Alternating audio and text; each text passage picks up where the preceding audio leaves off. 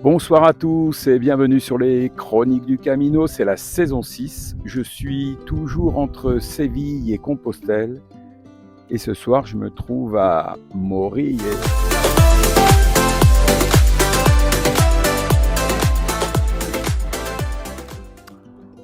Aujourd'hui c'était la 16e étape entre Fuenterroble de la Salvaterra et Morille, une étape de 34 km que l'on a débuté à 6h30. Aujourd'hui, le point culminant, c'était le pic de la Dueña, à un peu plus de 1100 mètres d'altitude. On a finalement fait ça assez rapidement puisqu'il se situe à peu près à 10 km après le départ et qu'on avait à peu près mis un peu moins de 2 heures. Voilà.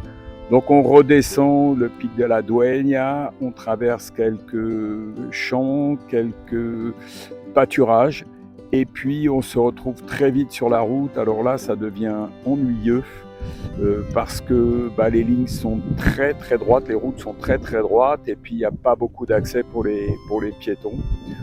On arrive à un petit village qui s'appelle San Pedro, mais finalement, on avait encore un peu de jus, donc on s'est dit on va faire quelques kilomètres de plus pour avoir ça à faire demain en moins pour aller à Salamanque. Voilà, très très belle étape en termes de paysage, malgré qu'on se soit un peu ennuyé sur la route, mais toujours beaucoup de pâturage et puis des belles choses à voir sur la route. On arrive dans ce petit village de Morille. Alors là encore une fois, c'est une première. J'ai jamais vu depuis que je fais le chemin et j'ai quelques albergues maintenant derrière moi. J'ai jamais vu une albergue aussi petite. Donc c'est un carré qui ressemble à une chambre dans lequel il y a 6 lits. Alors bon, ce soir il n'y en aura que 3 d'occupés, mais c'est déjà pas mal, avec une salle de bain qui a la taille des toilettes d'une maison, quoi. Voilà. Mais bon, on va s'en contenter puisque demain on sera à Salamanque, mais c'est quand même une première.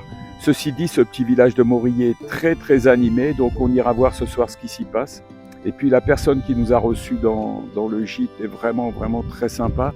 Ça fait toujours plaisir d'être reçu comme ça, même si finalement le gîte n'est pas forcément à la hauteur, mais il y a tellement peu de pèlerins que je vois mal comment ils pourraient fabriquer un gîte à si peu de kilomètres de Salamanque.